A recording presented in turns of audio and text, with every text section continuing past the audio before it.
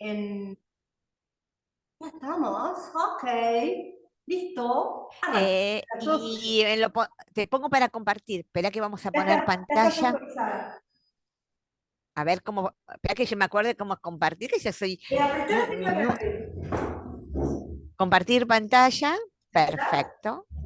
Sí, que es lo que me está permitiendo. Vamos a empezar primero por las damas, porque siempre los caballeros son caballeros, por eso mismo. Entonces vamos a compartir pantalla con. A ver si nos pueden ver completo. Nosotros ahora nos vamos. ¿La están pudiendo ver bien? Sí, impecable. Nosotros estamos celebrando ahora próximamente 1816, pero que tenemos que tener en cuenta que nuestros 10 años que van conformando nuestra unidad eh, en lo que se refiere a una identidad local van desde las invasiones inglesas, que tiene que ser 1806, 1807, hasta 1816.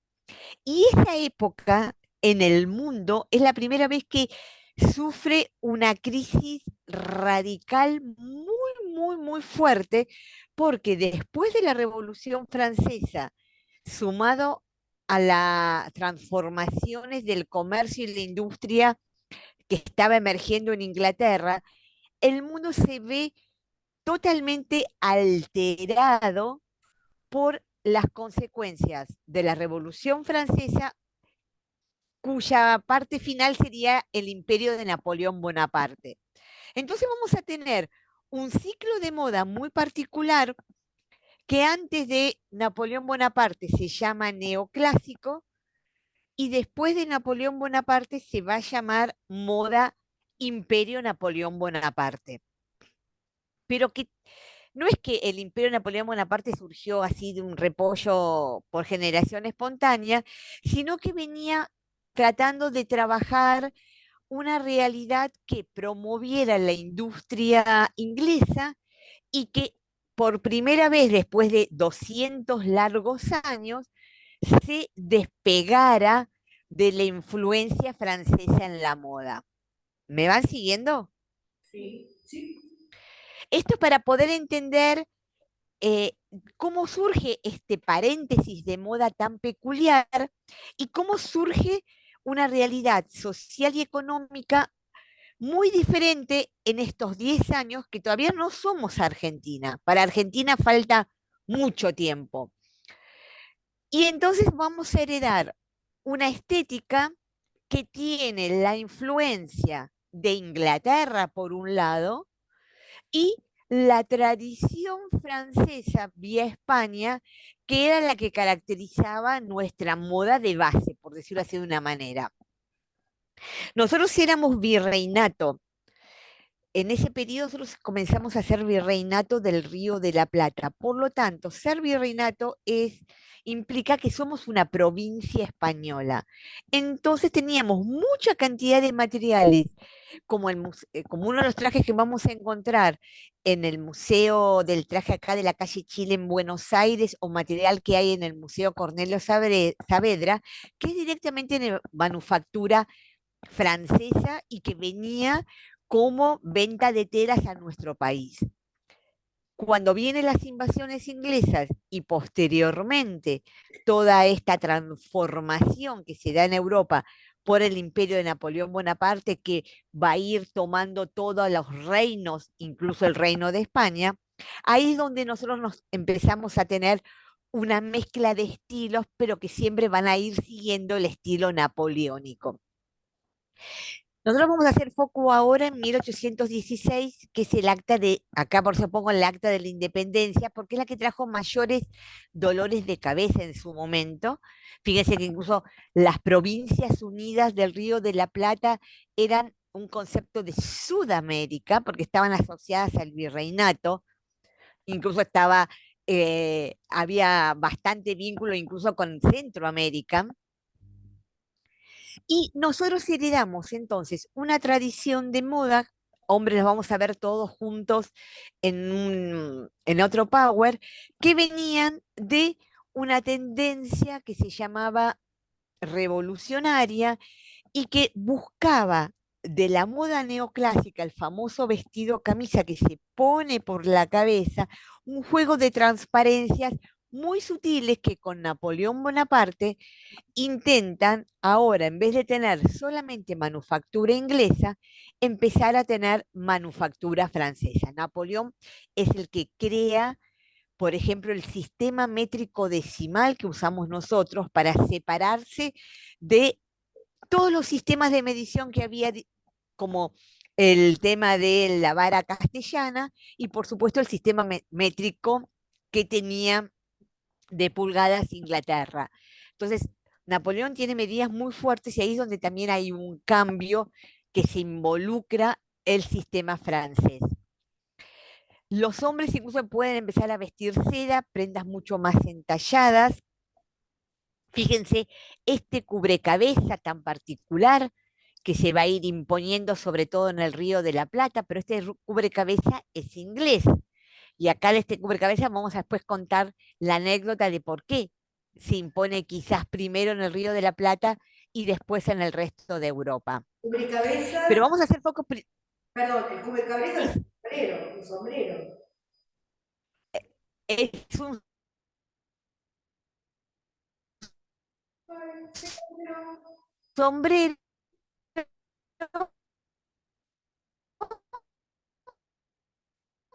Ay, ay, ay, mi abuelo. Pato, pato, gatito. La perdimos. ¿Nosotras o ellos? técnicamente. Yo también me desconecto. ¿Me escuchan? Ahora está volviendo. Que vuelvan a recuperar. Bien, me Perdón, avisan si no. estábamos, lo que vos llamás cubrecabezas es el sombrero, o la galera. ¡Ay, pato!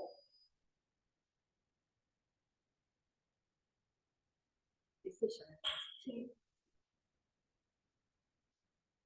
sí, sí, era ella. Era ella. Bueno, Buenos Aires, Buenos Aires, Buenos Aires. Se trata de bajos corazones.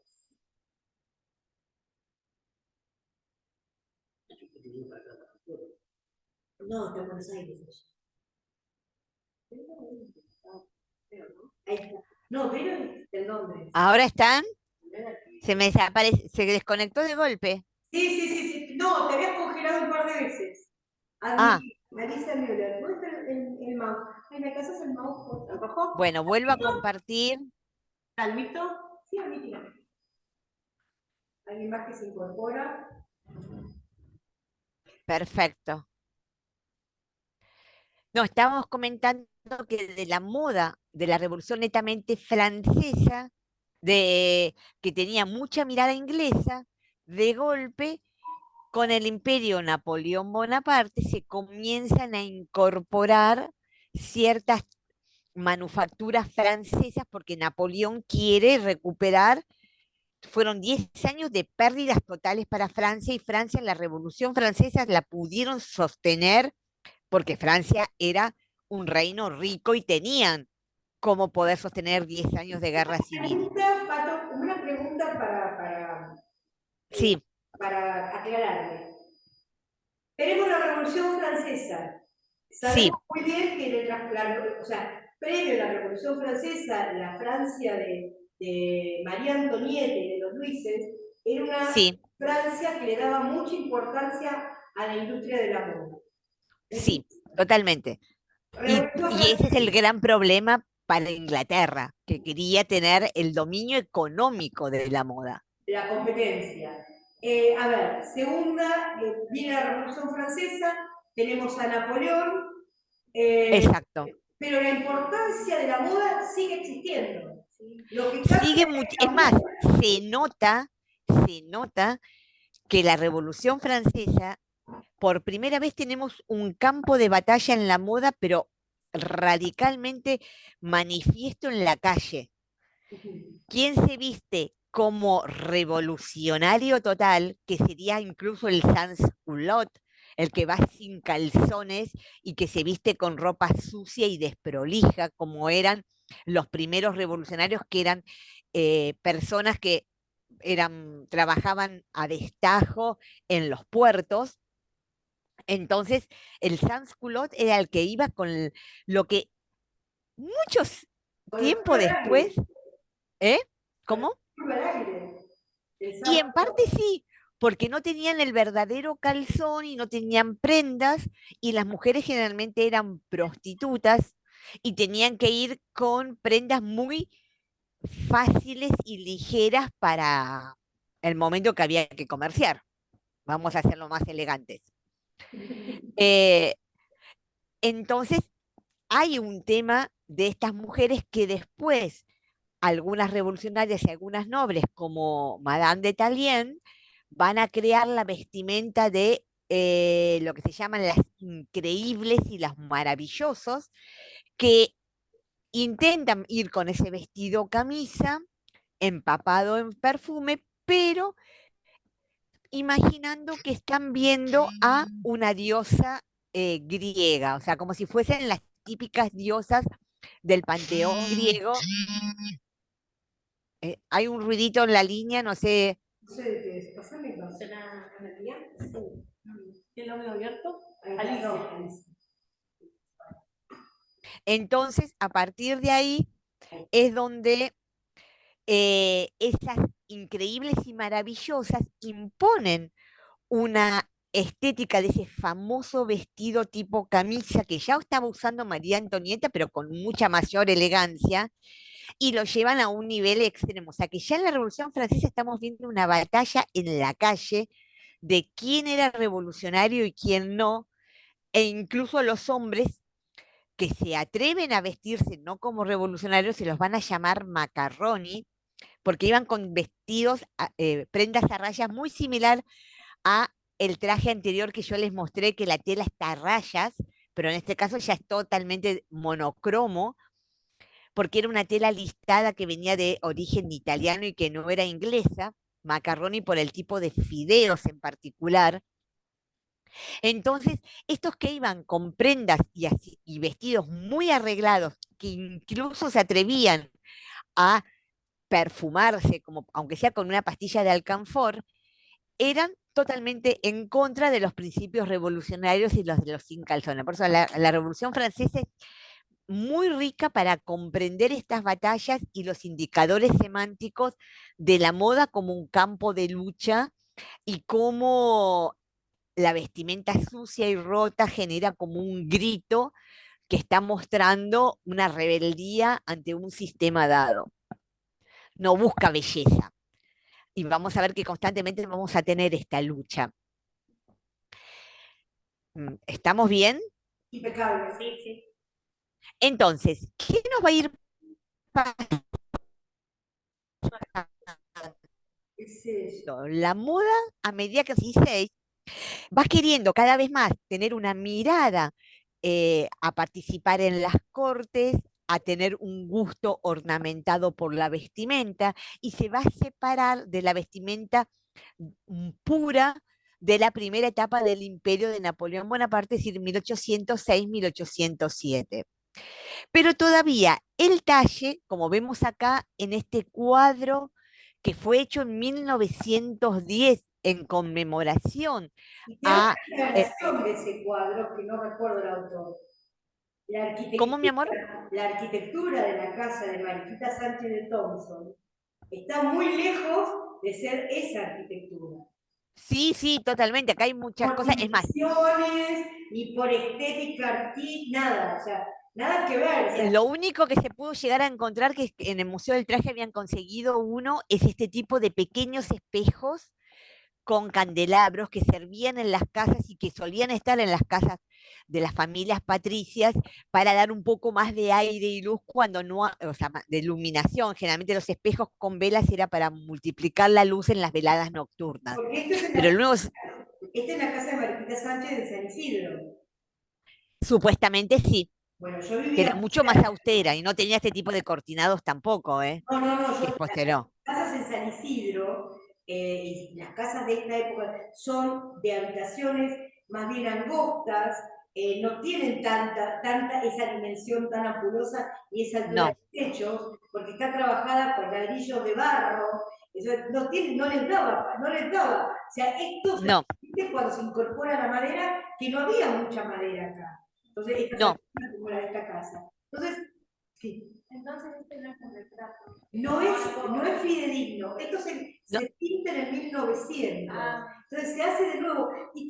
A ver, vos me vas a, perdón que me meta, que me interrumpa, pero seguramente vos después me lo vas a explicar mejor. Acá es como que quiere que nosotros veamos una historia que no es la verdadera claro. historia, ¿no? No, eso es lo que va ocurriendo, lo que intenta, o sea, vamos a tener que cuando surge la República Argentina después de las presidencias, en 1880, 1850, 1880, va a haber que contar una historia de cómo llegamos a ser lo que somos, porque nosotros no tuvimos Menos, como un hijo, como un hijo natural, una independencia natural como tiene un hijo cuando ya es maduro y se va a vivir solo de la casa de los padres. Acá hubo un montón de cosas mezcladas que no viene al caso ahora a contar y de intereses y de poder que no convenían. Entonces, había que empezar a contar en un entorno donde incluso entra muchísima inmigración, es la primera vez que entran miles de inmigrantes muy sistemáticamente cambiando la fisonomía incluso del puerto que sería el puerto de Santa María de los Buenos Aires, que después quedó, hasta perdió su nombre por la cantidad de cambios que hubo. Había que contarles una historia y había que empezar a tener cuadros historiados. Pero nosotros no tenemos muchos grabados de época y ahí es donde viene mucha confusión y la famosa creación del patito, patito, se concepto entrecorta. de la Perdón, volvemos atrás un dama cachito. a la antigua, que era Pato, un término ¿Ahora estamos bien? ahora sí, Sí, retomó, volví un poquitín para atrás, por favor. no, que estaba contando que se me fue para atrás, que este tipo de cuadros surgen en el final del siglo XIX y en este caso el principio del XX para contar la historia de cómo fueron esos 20 años de consolidación de una independencia de España que no fue tan natural y orgánica porque el mundo en ese momento estaba en guerra. Y España también estaba viviendo una etapa de inestabilidad política por Napoleón Bonaparte. Entonces intentan contar una historia con los pocos relatos de memoria oral o escrita que había, están las memorias curiosas, por ejemplo, de Beruti, y algunos grabados de época. Entonces tratan de darle un ambiente y por eso la escena tiene toda una cuestión como si estarían todos en pose escuchando este canto, que incluso hasta es muy probable que hubiera habido mucha menos cantidad de gente, porque si no fue en la casa de San Isidro y fue en la casa de Buenos Aires, no había tanta cantidad de gente y no era tan nocturna las veladas de encuentro. Por eso hay mucha libre interpretación de cuándo y cómo fue este evento en particular, porque incluso, por ejemplo, se sabe que, por lo que se contaron en algunas memorias orales, en el órgano de San Ignacio de Loyola se ensayaba cómo podría llegar a ser el sonido de este tipo de partitura, o sea, como que hay mucho relato oral de esta marcha patriótica que pasó a ser nuestro himno y que en la asamblea de 1813 deciden empezar a tener una estructura que les permita internacionalmente ser reconocidos como una unidad independiente de España. Y ahí es donde vamos a ir perdiendo el territorio original de lo que eran las provincias unidas del sur, y que después se va a ir circunscribiendo y achicando a las Provincias Unidas del Río de la Plata, y después van a haber más de 20 años de guerra civil y se va a ir achicando hasta conformar a Argentina. Guerra civil de por medio. De ahí es donde llegamos que la vestimenta que vemos en 1816 es muy diferente a la que se tendría que realizar en 1810. Son 5 años, pero son muy diferentes. Y al mismo tiempo muy diferente a la que se vende a nivel de publicidad cuando se intenta contar este relato a partir de 1910, 1920, que llaman, entre comillas, como dama antigua. Todo lo que es como dama antigua, incluso la vestimenta rural que después se va a construir el gaucho en 1880, 1880, 1870, es muy diferente a lo que aparece como figura arquetípica de un pasado. Ahora vamos a ver las diferencias y después en el Power que vemos de Belgrano vamos a ver algunos detalles bien puntuales de la vestimenta de 1805. En 1816, ¿qué es lo que se incorpora a este vestido camisa que se pone por la cabeza?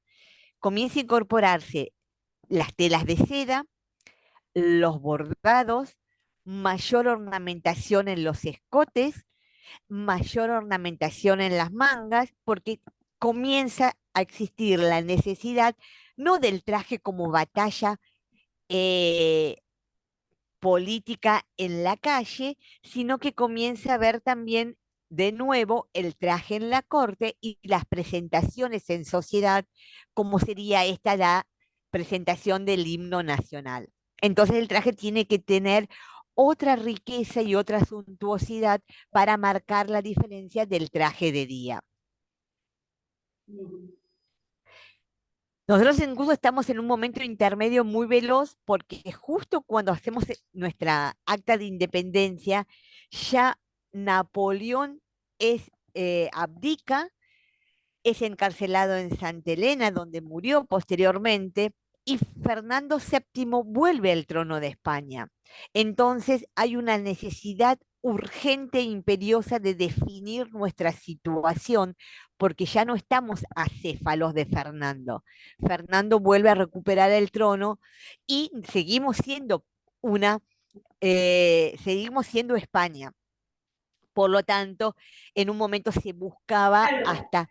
perdón, Patri, es importante Sí, recalcar eso, que cuando en 1810, la famosa Revolución de Mayo, en sí, realidad no nos estábamos rebelando contra América, contra España. Estábamos rebelando contra un rey francés en la claro, corona española. Queríamos exactamente. decirlo de España. Estamos defendiendo a España desde acá. Eso es lo loco. Y que Sí, es tan difícil de explicarlo, y sobre todo cuando uno quiere hablar con alumnos de primaria, porque no tiene esa diferencia cronológica y hasta claro. uno se cree que si habla en primera persona es amigo de Belgrano o de Moreno. Por eso, pero todo el mundo habla de la Revolución de Mayo como si en la Revolución de Mayo ¡fuera españoles! No, fuera españoles nada. O sea, queríamos seguir Claro. perteneciendo a la Y monarquía española. por eso muchos, incluso cuando se hizo el bicentenario, consideraban que el verdadero bicentenario propio nuestro, donde adquirimos una identidad política, es 1816, que es donde ahí adquirimos un modelo y tenemos como un acta constitutiva de quién queremos ser, y que en un momento, por como ya había asumido nuevamente Fernando VII, tuvimos a punto de tener un rey. En 1810 querían una reina, que era Carlota Joaquina del Imperio Lusitano, que en ese momento, debido a la Revolución Napoleónica, estaba con la sede en Brasil.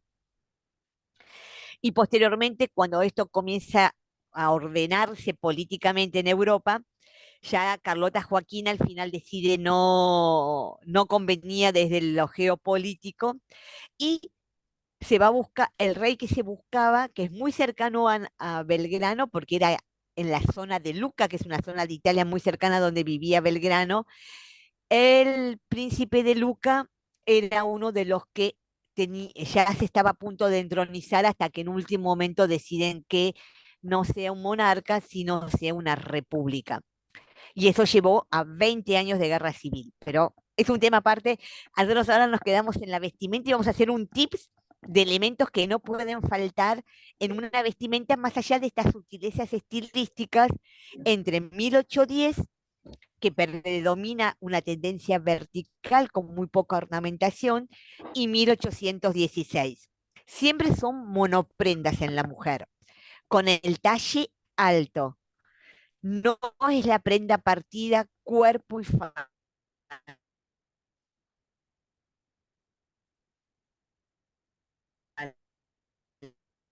Te fuiste, papi. Se te corta. Que es lo que caracteriza mi... A ver, Atri. a ver. Voy a ver si puedo tener, a ver qué pasa con la... A ver si me puedo... Supuestamente está segura. A ver, voy a ver si puedo ir de acá. A reconectar. A ver si me vuelve a conectar. Ahora sí. ¿Ahora estamos? Sí, sí. Ah, bueno. Bien. Tienes que volver para atrás. Sí. No, le estaba comentando los detalles que no pueden faltar más allá de las pequeñas variables estilísticas en las ornamentaciones del traje y en la materia prima. Monoprenda, talle alto, el ruedo va a llegar al tobillo, el escote no va a ser tan pronunciado. En la época de 1810, el escote era hasta donde lo permitía la decencia, como decían las crónicas de la época. Acá el escote puede llegar a ser un poco más alto, por eso vamos a llamarlo escote bote. Las mangas, ella se está riendo, Verónica se ríe cuando hago esos comentarios. Las mangas son cortas pero abullonadas y es muy interesante porque eso se ve en el traje que está en el Museo del Traje de la calle Chile. Cuando me tocó a mí hacer la moldería, las mangas abullonadas, uno de los secretos es que parece que tuvieran estos botoncitos armando la forma de globo, pero cada una de las mangas estaban hechas con los recortes de la tela que quedaba del armado del tejido. O sea que los recortes que armaban el globito, por decirlo así en un término popular, con sus botoncitos que parecía igual, cuando intentás verlo del revés y tratar de armar la moldería de la manga, ves que está hecha con recortes de tela. Muy interesante porque hoy que hablamos tanto de sustentable y sostenible, vemos que la moda por mucho tiempo tuvo esa actitud de la sustentabilidad y de armarlo y no ser industrial, porque estas prendas eran, se sabe por lo menos en el que está en el Museo del Traje, que se compraba la tela con el zócalo ya de un telar de tiro bordado y a partir de ahí se armaba el traje porque hay un resto de tela gastadísimo en el Museo Saavedra que nos permite hacer esa analogía. Los abrigos son de dos tipos. O el Spencer corto, que es un abrigo que viene de Laura Spencer, que viene de los dos abrigos vienen de la moda de la equitación o de la vestimenta rural inglesa, por eso popularmente se los conoce como reading coat o redingote en una jerga española rioplatense, o el Spencer que puede tener como el frac colas atrás, pero generalmente son muy cortos y cubre y da abrigo en la parte superior. Esto va a generar un abrigo a veces intermedio entre el redingote y el Spencer, que se llama pelliza, que una colega hizo una recreación abrigadísima con prendas recicladas que la vamos a ver inmediatamente en el video que ella misma hace de TikTok para difundir la moldería histórica y la recreación histórica en nuestro país. Como lo que predomina son las mangas abuchonadas, estas pueden tener falsas mangas o una camisa de manga larga debajo, o si estoy en una velada de gala, me he visto con guantes bien altos que me protejan y vistan todo el brazo con un color brillante. Generalmente son 7/8.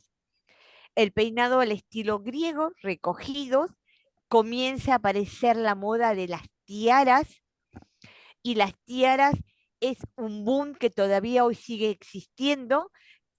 Los rodetes y las líneas de strass o de encaje o de perlas para adornar el peinado recogido es muy común, y la tiara es donde aparece su auge y se difunde hasta el presente.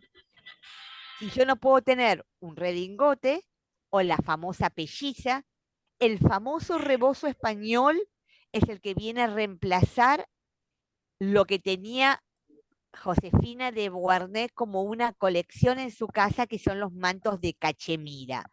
Llegaba a tener más o menos 300. Hoy si queremos algo de cachemira, el otro día de curiosa fui a preguntar a una sastrería francesa de las que hay aquí en Buenos Aires cuánto podría llegar a salir una prenda base de cachemira, y me dice 1,5 millones de pesos. Dios. Y era un saco básico, dijo, o sea, yo fui a preguntar, es más, como yo le empecé a preguntar todo tipo de telas, porque tuve que ir a una casa francesa que trae, específicamente fui a Marcel Rochas, entonces el encargado fantástico que alguien tenga ganas de ir a preguntarle por telas francesas, porque Contemos quería que es saber, la cachemira. La cachemira es claro, yo quería saber cuándo salía algo de cachemira hoy, que vive una... y me dice más o menos 1,5 millones de pesos si tenemos que calcularlo a nuestro, pero con sastrería local. O sea, haciéndolo acá, trayendo la tela, no, no, o sea, fíjense la noción de precios, y siempre la cachemira fue el elemento de lujo, siempre fue caro, porque la cachemira es como una lana que es muy fina como la seda, y siempre fue un mousse. Es muy similar en nuestro país a la alpaca, por eso quise averiguar el costo, porque como ocurre también con la moldería, nuestra alpaca en algunos casos está subevaluada y tiene casi la misma calidad o mejor calidad incluso que la cachemira.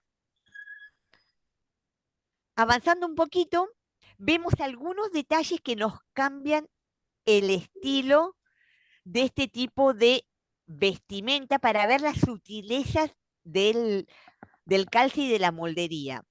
Si tiene que ser liso, fíjense que este es uno para de calle que tiene manga larga, pero la manga larga se le agregan a la manga bullonada. La espalda tiene múltiples botoncitos, pero de la parte justo debajo de la línea del busto se hace como un poquito más larga, y le agregan un montón de tela atrás, a veces son casi más de 20 centímetros, para hacerle un frunce que le dé amplitud al ruedo. Y el ruedo puede estar armado o matelaseado para que caiga mucho más rígido, no caiga ya como una columna griega. Y en algunos casos, como este que vemos aquí, que es de baile, el spencer es muy, muy cortito y tiene cola para marcar que es un traje de corte, y el largo de la cola depende de la posición social de esa persona, de la mujer que lo porta. Hay un nuevo auge y unas nuevas familias dinásticas, porque Napoleón va a crear su nuevo sistema de corte con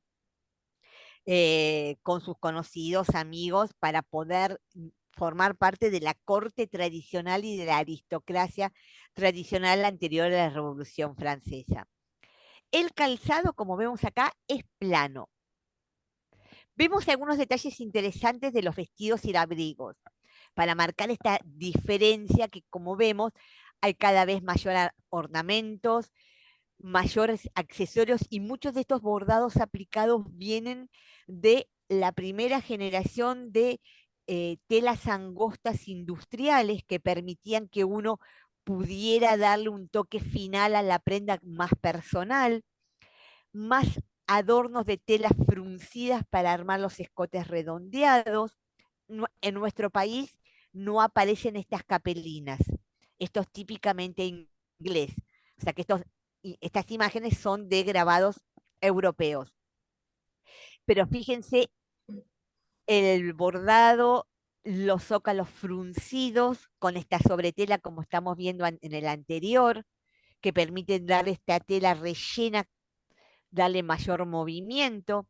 Y los abrigos tratan de tener un remarque debajo de la línea del busto, por eso se lo conocen popularmente como pellizas, pero también tienen múltiple cantidad de ornamentación. Y estas mangas, cuando tienen estos globitos, se las llaman pellizcadas también, porque tienen como estos detalles de tela que asoman para hacer combinación de las mangas aplicadas. Yo creo que también eso lo deberían hacer para que la manga tuviera más espacio de moverse. Entonces le dejan Sí, igualmente las sillas, sí, y las sillas es interesante porque son muy cavadas atrás. Sí. Es muy interesante, por eso puse en la espalda, Cuando porque uno si no, no te estudia podés mover. en la historia de la monarquía se nota bastante eso. Sí, porque fíjate que si no, no te podés mover. Quedás con el torso muy chiquitito, pero para tener movimiento tiene que tener todo el detalle en la espalda.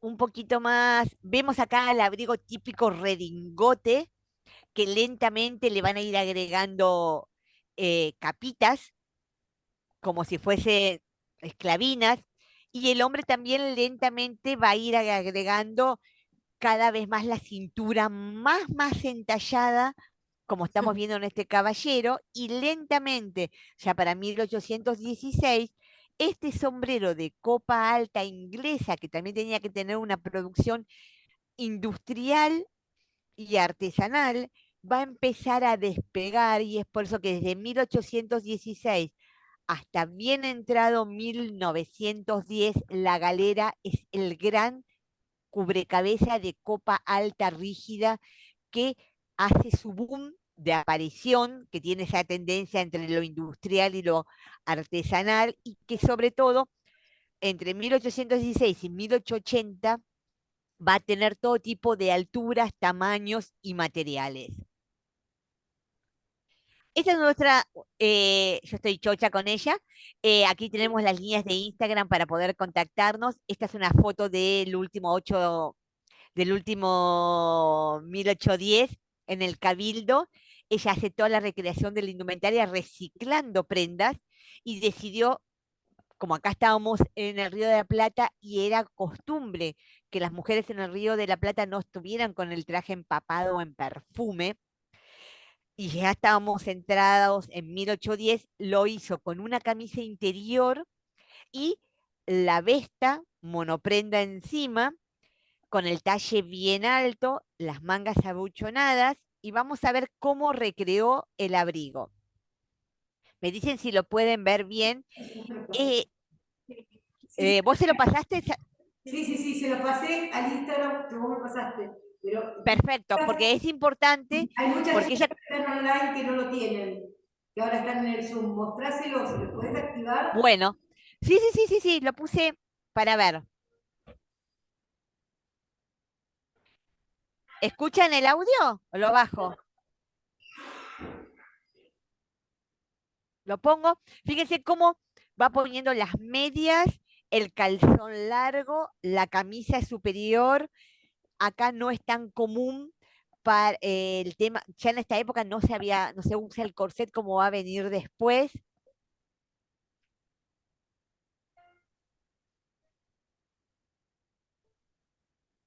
Es muy bueno este video.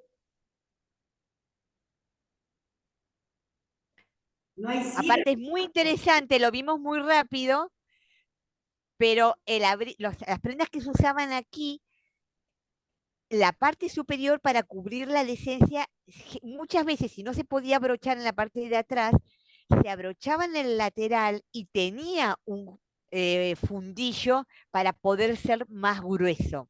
Sobre todo en el verano se ve que tienen todas un fundillo para hacerlo más grueso. Cualquier cosa lo ven. Luego se los envío a todas, no te preocupes. Bueno, perfecto. Y ahí es como hace la pelliza. Se pueden contactar con ella porque ella hizo 2 reciclados y uno de los que hizo de reciclado lo hizo adaptando una campera para poder hacer el abrigo como corresponde. Entonces, te permite estar bien abrigada, con ornamentación y darle el toque hasta incluso de esa moda militar que cada vez por la influencia de Napoleón Bonaparte se va a ir imponiendo en el traje. Para ver algunos detalles del calzón, la vestimenta masculina sigue dos influencias inglesas muy fuertes. La vamos a ver en el otro Power. Esta es una imagen de 1805 de Robert Dickton, donde vemos que, como todavía estamos en 1805, llevan la vestimenta cortada a la gilet, que sería cortada a la guillotina. Lo que yo le comentaba, la moda de la Revolución Francesa va a traer muchos elementos muy interesantes. ¿Y qué es la vestimenta cortada a la guillotina? Que el chaleco sobresale recto y el frac es más corto para que se vea el chaleco y también es muy, muy corto en el delantero, casi en línea recta. Y los calzones se adaptan a una estética y a una moldería, que lo vamos a ver en el próximo PowerPoint, que tiene que ver con una moldería que tenían los sin calzones, es decir, una moldería muy diferente que tapa la bragueta y hace toda una revolución y creo que es una de las prendas más versátiles que habría que volver a poner en valor por el tipo de moldería que posee y que puede servir, que sería el origen de nuestros bridge contemporáneos. El detalle del peinado, como estamos alejándonos de usar pelucas en la Revolución Francesa y lamentablemente la guillotina va a imponer el tema de el corte de pelo de los verdugos, que era con la cuchilla, se usa un desmechado muy particular que en la transición de 1806 a 1810, posrevolución francesa, va a tener unas mechas en el frente que se van a llamar tipo orejas de perro para hacerlo un poco más coqueto y elegante. Pero el cuello va a estar vestido con unas chalinas muy marcadas, en algunos casos muy exagerados para también hacer el juego de la cabeza cortada, y George Brummel va a tener un tratado de las diferentes formas de colocar esta cravat, que era el nombre de la corbata originalmente, que parece una chalina nuestra, con diferentes tipos de nudo que no se van a usar ni de seda ni de encaje, sino de lino o de algodón, con diferentes tipos de broches como estamos viendo aquí. Aquí hay unos detalles de estos manuales que aparecen del buen caballero con las diferentes formas de colocarse los nudos y cómo usar el chaleco para que el nudo pueda lucirse junto con el chaleco. Belgrano es nuestro dandy, nuestra figura más representativa. Él estaba estudiando en Salamanca cuando ocurre el tema de la Revolución Francesa. Este cuadro incluso lo van a pintar en Inglaterra en uno de esos viajes que él hace. Por lo tanto, rescata fielmente el concepto del estilo Lord Brummel, no solamente porque lo pintó en Inglaterra, sino porque él es protagonista de esa moda y los jóvenes se atreven a llevar este tipo de moda que por primera vez es descrita en una novela de Goethe, El joven Werther, que es un joven que tiene un desencanto de amor. Y acá vemos como la camisa tiene un cuello muy alto, que permite salir como si fuese el tema de la cabeza cortada y da las vueltas con un moño para poder bien vestirse con este tipo de nudo de corbata al estilo Lord Brummel y el peinado totalmente desmechado hacia adelante. Acá lo vemos en el retrato, que ahora vamos a ver específicamente el calzón, sentado adecuadamente como retrato oficial, por eso están las batallas atrás, me aparece, están las batallas atrás, con el estilo del retrato romántico al estilo de Napoleón Bonaparte, y acá en el esquema vemos cómo era este tema del frac muy corto, con el chaleco a la guillotina, peinado a desmechado. Él no llegó a usar tanto sombrero bicornio. El sombrero bicornio es un sombrero blando, doblado hacia la mitad, que impone Napoleón Bonaparte. En Francia se usaba el tricornio y iba a imponer el bicornio para poder llevarlo también debajo del brazo. Y en el mobiliario estamos viendo todo el mobiliario que impone el estilo imperio de Napoleón Bonaparte. Es decir, que todo el entorno de la pintura que hace Casimir en Londres, el relato de sus batallas, es un cuadro que se pinta en 1815, la forma en cómo él está sentado, su frac, su peinado nos está mostrando fielmente la moda de la época. Repasemos unos detalles de la vestimenta masculina para ver el detalle del calzón, porque ustedes son una clase de moldería, quiero que vean algo de detalle del calzón. Camisa blanca, la corbata con su estilo, el chaleco. En España no le dicen guillotina ni gilet, le dicen chupa, al chaleco muy ajustado al cuerpo. El calzón, que en el caso de Belgrano es el típico calzón que aparece en la novela de El joven Vetter, es un calzón de gamuza amarilla que va dentro de una bota, y esta bota que tiene esta curvita aquí con este flequito de cuero, que la veíamos en otras imágenes hacia atrás, de frente, que ahora se las pongo, esta de acá, se llama bota hessiana, con H y doble S, porque Hess era uno de los militares que tenía este adorno con este recorte, y no era una típica bota militar de cuero. Ya estamos empezando a ver el arte de la elegancia en el traje militar. Y hay muchos grandes militares porque cambia el estilo de batalla en este momento. Las botas de caña alta, el frac entallado, y si bien él no aparece en el retrato con cubrecabezas y predominaba por el traje militar el sombrero bicornio, en la vestimenta masculina, como vimos anteriormente, comienza a utilizarse el sombrero de copa. Esta es la imagen que tenemos que visualizar si estaríamos en 1816 por una calle porteña, y que el caballero al mismo tiempo como abrigo quiere llevar lo que sería un redingote muy entallado, que también en nuestro país se puede conocer ya no con el nombre inglés, sino con el nombre de levita. Entonces, Patri, para no hacerme lío, perdón. Sí. En el 1816 el corte de la mujer no era abajo del pecho, sino más a la cintura. Esa es la diferencia. Lentamente intenta jugar que es más a la cintura, pero todavía no llega a la cintura. La cintura va a llegar en 1820. Empieza a bajarse. En 1816 Lentamente. venía el corte imperio y después empieza a bajar. Perfecto. Muy, muy sutil, por eso les puse el detalle de esta imagen del cuadro por atrás,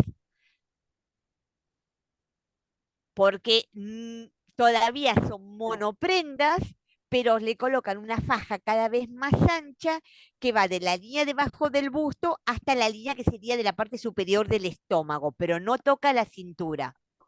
Perfecto. Queda, o sea, no es tan pequeñito la parte del bajo del busto, se hace cada vez más amplio, y el detalle de la espalda con las sisas bien profundas hacia la espalda le permite que caiga justo a la línea debajo de la primera costilla. Perdón. Cuando lleguemos... a 1822, ahí la silueta se parte. Perdón, capaz que dijiste, ¿y de qué material es este vestido? Este es de seda, Parece bastante rústico, una seda media rústica. sí. Seda, este es de seda. Hay algunos de, el raso de seda. Hay algunos que son de algodón. Si tengo algunos detalles de algunas otras fotos más, después te hago una serie de fotos y te las envío. ¿Cómo no?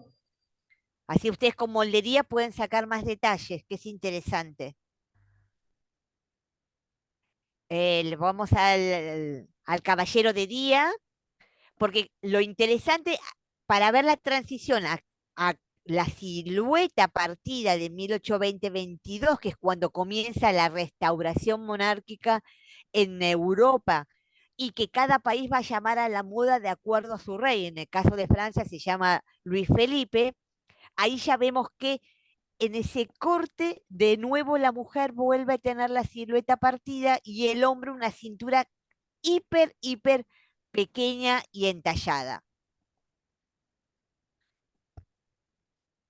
Esta es la transición hasta 1816, pero vamos a ver la vestimenta masculina. Voy a dejar de compartir esta pantalla y vamos a compartir la otra del caballero. Vamos a compartir de nuevo. Así vemos el caballero con su calzón.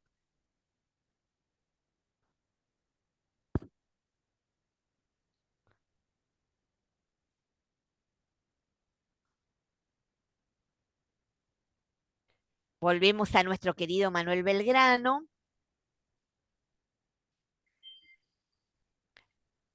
Vamos a poner aquí. Esta es Las penas del joven Beta, es la novela que yo les citaba anteriormente y si bien no tenemos retratos de Castello, de Mateo, cuando se intentó hacer los cuadros específicos de estas personalidades que fueron tan destacadas en los hechos de 1816 y 1810, se toma esta mirada particular. Aquí tenemos un retrato de un cuadro de David, de un caballero francés. Es un poquito antes la fecha, es de 1795, pero nos permite ver los detalles a pleno de esta moda, que lentamente viene a nuestro país y el origen del sombrero de montar que va a dar origen a la galera posteriormente que vemos en nuestro país. Fíjense cómo era necesario este calzón de montar, de tener ciertos botones, que la prenda superior se pueda abrir y no molestar para montar a caballo. En algunos casos los chalecos tienen que ser muy cortos para no molestar en el momento del montaje. No, para montar no necesariamente era por un tema de la guillotina, en este caso es una cuestión funcional, no puede ser un chaleco largo eh, hasta la media pierna, o si lo llega a hacer, tiene que estar abierto en el delantero y con tajos en la parte de la espalda para que queden los dos faldones a cada una de las piernas. Y esta es la silueta que nos sirve a nosotros para poder comprender cómo era este tipo de calzón tan peculiar y tan emblemático, como fue también la vestimenta de tiro alto de la mujer. Esto está tomado del Museo de Kioto, de la colección del Museo de Kioto, donde acá vemos la mujer con el típico Spencer bien corto que apenas cubre debajo la línea del busto. Fíjense que también tenemos el tema de los botones para poder eh, colocarlo y que quede bien adherente al cuerpo. No se usa ya las ligas y ni el pulsillo como era en los calzones de seda. Esto es lo que vimos de la vestimenta masculina, la camisa blanca, el chaleco, el frac entallado. En este caso no tiene abrigo. Y acá vamos a ir viendo algunas recreaciones de estos fracs. Este es el frac típico de un revolucionario francés, muy corto, con el chaleco debajo. Acá la recreación en una película. Esto va a dar origen posteriormente en 1820 que el calzón tenga pernera larga y dé origen al protopantalón que en 1830 y 1840 van a ser como pantalón, pero todavía el pantalón no es el de la moldería que nosotros conocemos. Lo único que va a tener estos protopantalones es la pernera larga por la moda muy entallada que se usaba y no todo el mundo usaba bota en la moda burguesa, es cuando nace la moda burguesa del Biedermeier. Y vamos a ir viendo el calzón, así no se nos hace tan largo y pueden ustedes hacer preguntas. El calzón delantero para adaptarlo al estilo y hacer esta hibridación del sans-culotte eh, portuario, va a tener que tener esta estructura de tapa. El calzón portuario tiene una abertura delantera, pero no tiene cubrebragueta como tenían muchos calzones franceses, por lo tanto se le va a colocar esta tapa. Fíjese que esta tapa en algún momento se la llamaba también caramañola o de puente, porque se bajaba como los puentes cuando de los barcos para la descarga y tiene igualmente bolsillos internos de seguridad para guardar el reloj o pertenencias de valor. Esta sería la estructura de un calzón original. Aquí vemos otro tipo con una bragueta mucho más sencilla, que simplemente lo que busca no es tener la parte toda cerrada del puente, sino solamente cubrir la bragueta de una manera mucho más básica, aunque también tiene aquí el bolsillo relojero, esto que estamos viendo aquí. Estos son los que más elegantes, donde ya se trata de no solamente cubrir el delantero, sino vestir el lateral, y por eso vamos a ver que en estas tapas se le agregan pasamanería, y aquí vemos detalles del puño con los botones, y este es un joven, no me acuerdo si es de Finlandia o de Noruega, que para los bailes de aniversario,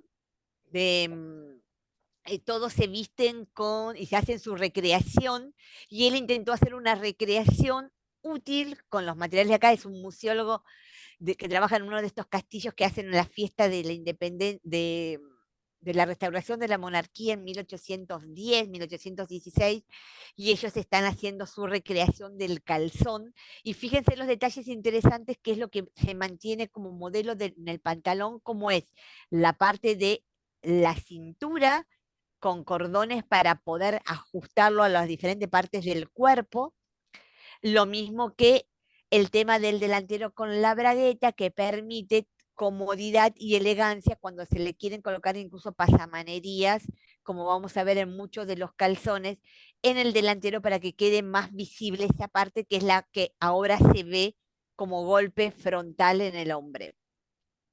Fíjense el detalle que el bolsillo relojero lo dejaron en la parte superior con una pretina muy alta, una cintura muy alta, y ¿cómo? Acá está la cita para tomar todo el detalle de este bridge, como sería en inglés. Es la época se llama Regency Gentleman. Y miren, él va subiendo toda la parte de la confección para poder hacer un estilo de pantalón cómodo, funcional y que también se pueda seguir utilizando en el hoy. Por eso los detalles de la moldería y de las costuras que él va usando.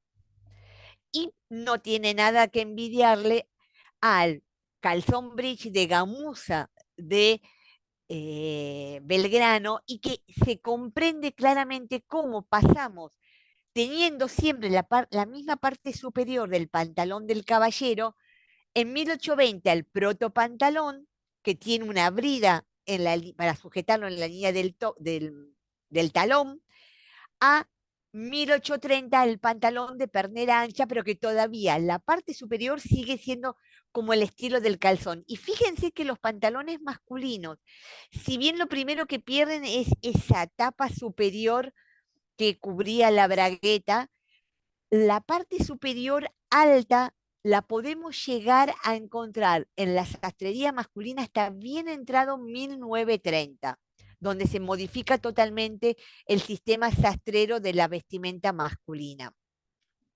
Acá vemos detalles de el proto pantalón con la pernera larga para ver cómo era el calce y cómo tengo que colocarle los botoncitos a la línea de mi pantorrilla y tobillo. Y esto lleva a la moda de lo que va, con lo cual dejamos en 1820, donde los caballeros van muy adherentes, vestidos, con una cintura muy marcada, y es lo que en Inglaterra después se va a conocer como el origen del dandismo, ¿no? Muy exagerado en los detalles de este calzón, del chaleco muy corto, del abrigo superior muy marcada en la levita. Fíjense que los que están aquí en el balcón, en esta casa tipo inglesa, la dama está vestida bien al estilo de la moda de 1816, el caballero como militar, el auge de la indumentaria militar y la moda militar es todo un desarrollo muy exquisito durante el siglo XIX, y el joven burgués que intenta tener un pantalón de pernera larga, es tan entallada el cuerpo que, como hacen en esta caricatura, ni siquiera se puede agachar para sujetar el pañuelo que le regala la dama. En esta página de vestimenta masculina se ven las diferentes tipologías para llegar a la transición del calzón devenido en proto pantalón en 1820. Y como cierre, ya que vimos el abrigo que hizo nuestra colega, similar al masculino, vemos cómo estos abrigos que originalmente eran de montar, por eso tienen la importancia del tajo en la parte de atrás de la espalda para que no moleste y cubra las piernas a los laterales del caballo, lentamente cuando se hacen urbanos, se hacen muy entallados, con una copa, una sisa muy chica que tiene que tener una copa de manga para poder acompañar el modelo del proto pantalón. Dejemos aquí, que esto ya vimos los temas de las corbatas, para hacer, y el uniforme militar no importa, dejémoslo para más adelante, para dar tiempo a preguntas, sugerencias, que no les di tiempo a nada. Me puse a hablar a lo loco porque quería tratar de mostrarles por lo menos la moldería, porque es muy interesante para poder recrearla. Y hasta pensar un nuevo tipo de pantalón y volver a recuperar ciertos tipos de pantalón o de abrigos. Bueno, Patri, en primer lugar quiero darle la bienvenida a Analía, que, bueno, Analía ya te conté, hace stand-up y es una actriz. Alicia Müller, que yo no sé si fue alumna tuya o fue alumna mía, y Elisa López, que está desde Corrientes. Alicia no me acuerdo de dónde está. Elisa López sí está desde Corrientes. Así que Un bueno, gusto, no les di tiempo, quise tratar de tener todo junto para que no se pierdan la información y quede la inquietud de hacer y de reinterpretar. yo quiero que vuelvas a clarificar el concepto de por qué nos engañaron con la dama antigua. Rompamos Bueno, el mito de la dama antigua. es muy interesante primero porque el concepto de dama antigua ahora ya es un arquetipo de análisis semántico. Entonces, hoy incluso para el Coldplay o para el disfraz, el concepto de dama antigua, ¿qué sería un disfraz? Es agregar al estilo de una historieta un esquema de vestimenta que no necesariamente tiene que tener una función social. Está exagerado el concepto de su uso, que eso es lo que la diferencia del que, ay, me trabé la lengua, del recreacionismo histórico, que no es un disfraz, hay una rigurosidad histórica y son prendas que hoy se pueden usar urbanamente si uno quisiera incluso. Mis compañeras que hacen recreacionismo histórico muchas veces van vestidas así en el subte y no tienen ningún problema, ya están asumidas que tienen que salir así. El concepto de por qué cuando se comienza a construir nuestra identidad pasada aparece este arquetipo de dama antigua es que con nuestros grabados de moda comienzan a través de las litografías, a divulgarse popularmente a través de las litografías de Bacle y su señora, la piedra litográfica de color es popular en 1830 en adelante, y él comienza a reflejar la moda de 1830 en adelante. Por lo tanto, las imágenes que había de 1805, por ejemplo, que hay un par de acuarelas, no se las conocía a nivel popular como se dice las conocía a este primer litógrafo que tuvo el Río de la Plata. Por lo cual, quizás sin mala intención, comienzan a divulgar información y a construir arquetipos vestimentarios como se construye el arquetipo vestimentario del hombre rural con lo que se llaman pilchas criollas, a partir de la realidad en 1870 y lo que se conocía en 1870-1880. Eso genera que en las escuelas primarias, cuando comienzan a surgir las revistas educativas, no buscan la información, copian la información recibida. Por lo tanto, el famosas damas antiguas de las guías pedagógicas de Villiquen generó un básico que hoy es el que se conoce como dama antigua, y si uno no busca un poco de información, que es la importancia del recreacionismo histórico en la segunda mitad del siglo XX y ahora como un elemento cotidiano mucho más accesible, cae en el error de una primera interpretación de nuestro pasado sin el dato fidedigno. Tenían un dato que era de 1830. Por eso hasta usan el peinetón. Y el peinetón es una moda que solamente estuvo en el Río de la Plata en 1830. No, es más, cuando llega a España, llega como excentricidades barcelonesas, porque entra vía Barcelona.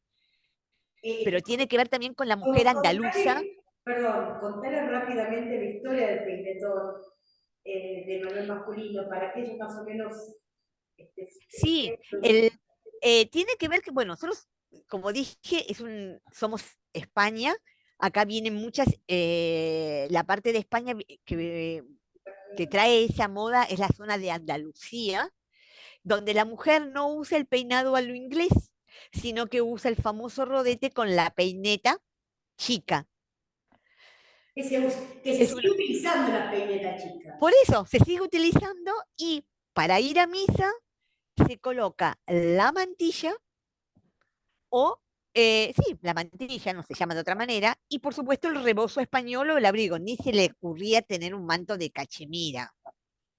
Esa imagen está recreada en las acuarelas de Vidal, que es un viajero que estuvo acá en 1805. Es que reconstruyó toda... Perdón, es un inglés, Exex Vidal, que lo que hizo fue, como en lugar de ser un fotógrafo, pintó pequeñas acuarelas de la vida cotidiana. Entonces, en lugar de tener fotos...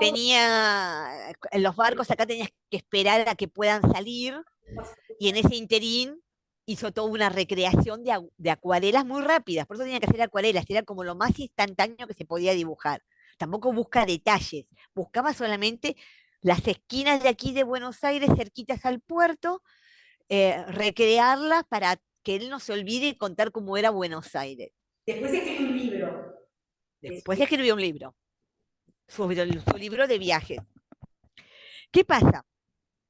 En 1830, cuando la moda cambia radicalmente y hay unas ganas de volver a la monarquía, de volver a las fiestas, de volver a los salones de baile, la moda vuelve a estar cuerpo y falda, partida la cintura con la falda con mucha cantidad de enaguas para poder facilitar el baile, que en ese momento la moda era el minué.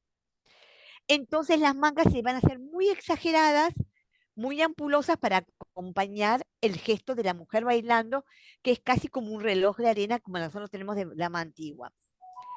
En nuestro país, vía Ecuador, llegan unas remesas de caparazones de tortuga, que es con la que se hace el carey preferentemente, de gran tamaño.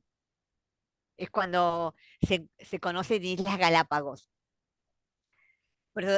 Y esas remesas de gran tamaño le permite a este señor masculino idear peinetas donde el campo de la peineta sea mucho más amplio que la cantidad de dientes que tiene el peine, para acompañar la amplitud de las mangas, inspirado por su mujer, por supuesto.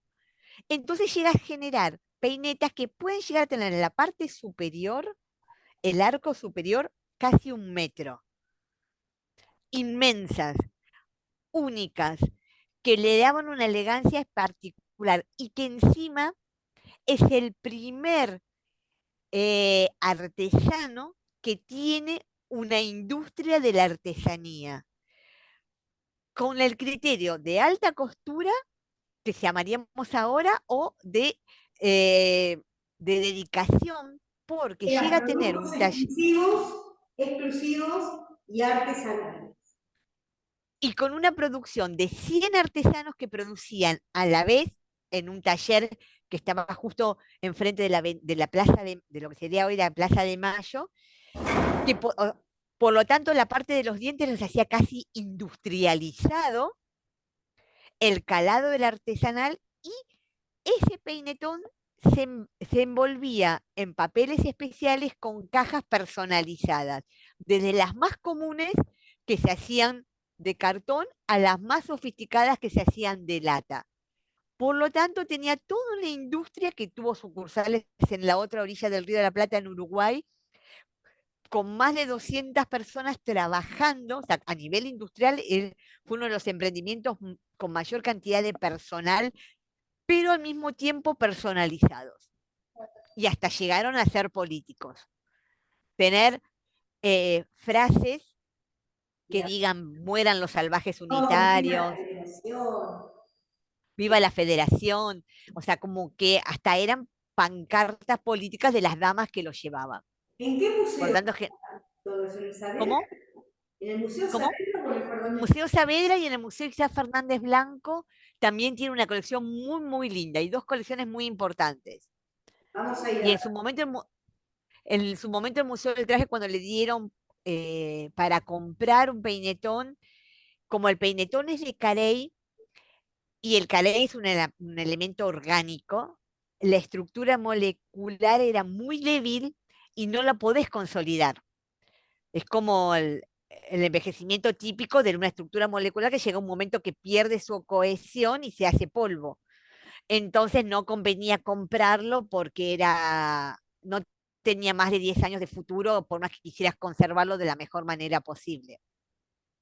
Pero ahí es lo que genera esa silueta muy particular, porque aparte estos grabados de estas excentricidades porteñas hecho tipo historieta, se difundieron por el mundo. Entonces es cuando la moda del Río de la Plata sale al mundo, y entonces éramos conocidos por los peinetones. Y ahí es donde se termina de construir como la identidad porteña con el peinetón y la falda amplia, aunque no coincidía con nuestra historia política real que había ocurrido 20 años antes. Y es la primera moda netamente rioplatense. La primera moda netamente rioplatense, Bien, pura. y usada acá. Otro mito, derribando otro mito. El 25 de mayo de 1810, ¿había paraguas? No. El paraguas es una invención. Primero que el paraguas sería una sombrilla. Viene de Oriente. Y eran parasoles. Y eso fue una moda de la Belle Époque con la industrialización, o sea que estamos hablando de 1880 en adelante. Pero ¿qué pasa? En ese momento siempre Buenos Aires llueve el 25 de mayo, siempre hace frío. El que hizo el cuadro le pareció que no podían dejar de no haber, aunque con otro tipo de elementos como los mismos curvos de cabeza, no solamente galera.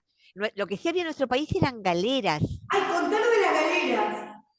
Y la galera es muy interesante porque la galera, cuando comenzó, fue un fracaso en Inglaterra, porque nadie quería esa cosa dura, parada, espantosa, cuando estaba de moda el bicornio y los sombreros franceses. Eran Nadie de la quería. seda. Y los Eran de seda o de piel de castor. Vienen las invasiones inglesas y había un barco fondeado en nuestro inglés el tema de las invasiones inglesas eran necesitamos vender productos ingleses. Y acá venían lo que los ingleses no querían. Santiago de Liniers recupera la ciudad de Buenos Aires, por eso Santiago de Liniers es el único conde que tenemos en Buenos Aires, el conde Santiago de Liniers, porque le dan ese título nobiliario porque había recuperado la ciudad de la Santísima Trinidad. Se organiza un ejército con las familias patricias, que se llama el Regimiento I de Patricios, y había que colocarle un elemento distintivo como tenía todos los regimientos, para poder reconocerlos. Y había en el barco decomisado un lote de galeras que nadie las quería, que las venían acá a vender, porque en Inglaterra eran un fracaso. Entonces, en esa decomisación de este barco inglés, que había quedado en el puerto de Buenos Aires, toman la insignia de este regimiento 1 de patricios, colocándose la galera con una pluma para identificar, con la escarapela de los colores de España, para identificar a el regimiento 1 de patricios, que todavía hoy sigue teniendo la galera con la cocarda y la pluma como señal de identificación. Entonces fue el primer regimiento que tuvo galera y el primer lugar donde se utilizó la galera desde un uniforme militar. Increíble, pero maravilloso. Bueno, Acá Analía pregunta si había varias prendas por debajo. Sí, ahí después les va a compartir un video Andrea de una colega que lo va haciendo con las diferentes etapas de vestimenta, porque siempre uno utilizaba un elemento para cubrir el busto, no se usaba ya los elementos con ballenas o rígidos, una camisa de primera piel, la camisa que podía llegar a ser de segunda piel, que en su momento era hasta cubre corset, que en el video van a ver que la usa como de prenda casi semi exterior, y encima el vestido. Y los calzones eran de perneras largas, no estaba cosida la entrepierna para ser más cómodo. Pensemos que tenemos letrina, o sea que hay que ir cómodo a los sanitarios que estaban siempre en el patio del fondo, y con medias que se sujetaban sobre las rodillas con ligueros. bueno, en el libro de Susana Solquén, La moda en la Argentina, ella cuenta que las mujeres entre 1810 y 1806, Buenos Aires era barrial. Caminar por Buenos Aires era caminar. Era barro, Entonces, exactamente. vos ibas a las tertulias, ibas a las fiestas y en los baños tenían como pequeñas badanas, pequeñas zapatillitas, para que vos hicieras el cambio de zapatito y tener zapatos limpios. Sí, sí, es la costumbre la costumbre de lo que llamamos ahora la valerina, que incluso hasta a veces en fin de fiesta te la siguen entregando. Sí, sí, sí, sí. Ahora se está poniendo de moda acá que en las fiestas ponerte unas bailarinas en el baño para que vos Eh, la pata del taco claro, y empieces a bailar. era como un elemento común y era como una cortesía de la casa, por decirlo así. Lo mismo van a encontrar unos fierritos de metal, que era para sacarte el barro de los chanclos o galochas, que eran unos huecos de madera que vos te podías llegar a colocar. Muy interesante. Sí. Así que tienen mucho para Recomiendo hacer. a todos, cualquier cosa me lo piden, el libro de La moda en la Argentina de Susana Solterén. Sí, es la primera que empieza a recuperar los documentos dispersos, Sí. porque nosotros tenemos muchos documentos primarios dispersos. Por ejemplo, las testamenterías, los testamentos. De los testamentos tenemos un montón hasta de nombres de telas, que quizás como en el que hacía el testamento escribía como se le ocurriera, son las mismas telas, pero, pero se van clasificando de telas entraban, qué tipo de materiales. Podemos encontrar esto, por ejemplo, de las galeras. Entonces Susana Solquén, allá por los 80, se pone a chequear todos los archivos de diferentes tipos de información, para poder ir ordenando cómo era la moda en la Argentina. Es el primer trabajo desde lo social, exquisito, y de un trabajo riguroso de archivo. Sí, después hizo varios libros más, pero bueno, Pato. Bueno, un placer, para mí es un placer poder hablar de esto. Es una alegría. Yo te dije, tuve un día intensísimo, así que hoy me di el gusto de estar con ustedes y Te seguiremos motivándolos para molestando, que. porque siempre es bueno que alguien nos descubra. Sí, no, aparte es lindo empezar a ver moldería. Vamos a tratar de ver cómo podemos hacer, aunque sea scan de fotografías de algunas cosas. Igual hay mucha moldería online Sí, histórica. hoy sí. Hoy por hoy, Hoy hay lo que pasa es que muchísima. cierto es que la moldería online muchas veces es media trucha, ¿no? Esta cosa Sí, de la que, de Janet,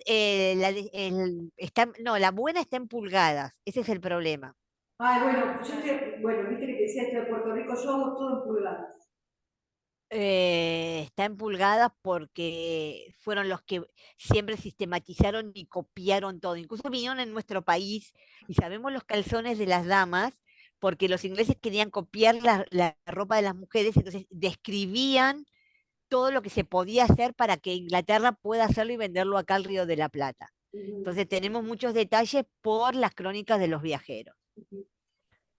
Pero Bueno, bueno, no son sé si detalles Alicia, de la historia económica. Vero, Julieta, Malvi, Damián, ¿quieren hacerle alguna pregunta a la profe? ¿Cuándo podemos ir a uno de esos museos?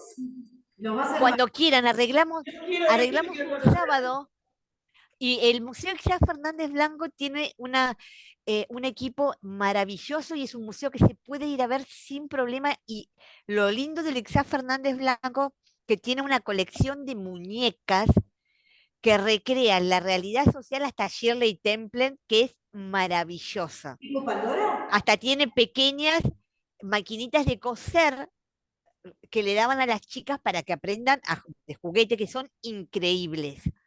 Así que Bueno, vamos a eh, armar si para julio, para las vacaciones de invierno, sí, un hagamos. sábado hacemos una salida intensa. Dale. Incluso se puede hacer Ixá Fernández Blanco, que tiene de todo, de todo. Yo después te voy a mandar todas las fotos que se pueden llegar a ver, donde trabajó Patricia Lisa armando la colección de vestuario. Sí, sí, sí, sí. Eh, que con ese tenemos, pero no llegamos nos cansamos de ver, aunque es chiquito, hay mucha información para ver. Es Pero muy rica la ahí cantidad de podemos información que también, está.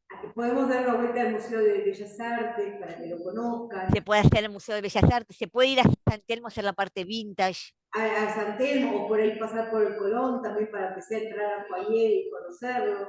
Vamos a Sí, sí, armar, vamos a prometo que unas- ahora para la vacaciones de invierno nos armamos un circuito y hacemos un obviamente, bueno, circuito salvo que pueda. Vero, pero Vero te lo seguimos por Zoom si quieres. ¿Vos vas a ser nuestra guía, Patri? Sí. Sí, sí, sí, sí, sí, para mí es un placer. Hay cosas maravillosas para ver y siempre hay lugares ricos para tomar té que están ambientados que son un placer. Así que también eso lo podemos Vamos, la armamos. disfrutar. Prometo que ahora eh, resolvemos con ellas y un fin de semana de julio nos vamos para allá. o un fin de semana y se quedan a dormir acá para hacer más fácil. Le hacemos una salida intensa con sábado y domingo. Elegimos un lugar que no sea tan caro también, que hay lugares que no son tan caros para parar, tipo hostel, que está más o menos buenos en la zona de San Telmo. Eso se puede también armar. Y, o sea, por eso lo hablamos con Andrea a ver cuánto se puede llegar a hacer. Muchísimo Y, gusto, yo sé que sos la mejor guía. Y va a y yo ser para disfruto, nosotras porque ahí conocerte. podemos hacer incluso la ciudad hispana. Si tenemos tiempo más allá del museo, podemos recorrer en poquitas cuadras, lo que quedó de la ciudad hispana, que somos, lamentablemente es una ciudad, Costa Rica tiene ciudades hispanas maravillosas. Nosotros acá la desmolimos por, no sé, por deseo de futuro. Nuestro país padeció por más de un siglo ansias de futuro, entonces todo lo del pasado era viejo y había que hacer futuro. Y siempre ese deseo de futuro nos llevó a no tener raíces casi, tenemos que empezar a armarlas ahora. Pero se puede hacer hasta un pequeño recorrido bueno, en una esquina podemos ver Ciudad Hispana, la ciudad de Mil, para que vean el desastre de lo que es Buenos Aires, pero yo tengo algunas esquinas elegidas ideales que se puede ver en un lugar la ciudad hispana, en otro lugar la ciudad de 1810 en otro lugar la ciudad, los cambios de 1890 y enfrente un edificio Art Deco. O sea que en una esquina, parada en la bocacalle, tengo todos los estilos arquitectónicos bien marcados con las 4 etapas de Buenos Aires. Dale. Así que eso es interesante porque después uno puede generar todo lo... Bueno, los que están haciendo stand-up pueden tener en una misma esquina, hacerse de todo, porque pueden tener 4 personajes en una misma esquina, que eso es maravilloso. Así que es como que es una posibilidad de juego con solamente parado en un lugar. Patito, súper agradecidas estamos con vos. Te queremos, te queremos, te queremos. Un gusto, gracias por el tiempo. Alicia, maravillosa clase. Gracias totales. Gracias, Sandra, por la invitación. De mi amor, Les mando el PDF para tener un punteo, cosa que si después lo tienen que ir viendo, con la clase de Andrea pueden sobre el mismo PDF ir agregándole más datos, que lo útil de estas fichas son agregarle después más datos y empezar a agregarle información, porque lo interesante es tener ya una base para disparar y a partir de ahí empezar a agregar datos y empezar a hacer como una colección de información. Sí, Y Elisa, ¿pueden abrir las cámaras? Así hacemos una foto. Pónganse más allá ustedes. Yo les saco la foto desde acá. Vamos, así. No, más allá. Más cerquita de la foto. Hola a todas, chicas. Muchísimas gracias. Agradezco la información. Maravillosa mujer. Es un libro abierto. Andrea, disculpa, no tengo cámara. Te No hay puedo problema. escuchar todo.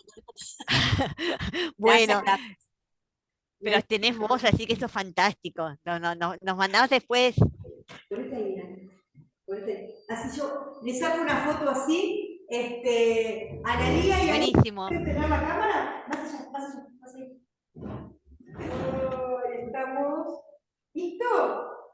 Ahí estamos. Ay, Alicia, pobre, está cuidándose. Bueno, No hay problema. No hay no hay problema. problema, mi amor. Espero que esto te dé fuerzas para salir pronto y mejorarte lo antes posible. Mucha energía para salir adelante, que hay muchas cosas para hacer. Exactamente. Bueno, Así que Alicia, no aflojar. Pato, te quiero, amiga. Bueno, Gracias beso. gracias por siempre estar y siempre ayudarnos a... Por favor, necesitamos modelistas maravillosos, empezar a despegar, así que necesitamos fuerza y power. Así que Mujeres Rurales tienen que marcar el rumbo. Y Gracias. caballeros, por supuesto. Ahora tenemos Obvio. caballeros, o sea que no solamente mujeres, sino también caballeros. Así que bienvenido al caballero, que hay mucho para hacer, ¿eh? Mire, Gracias. ponete en contacto después también con este profesor de física que se tuvo que hacer el saco al final. Sí, dale, con gusto. Sí, Así besos, que Anita. un beso a todos. Chau, chau, chau, chau, chau. Nos vemos pronto. Chau, chau.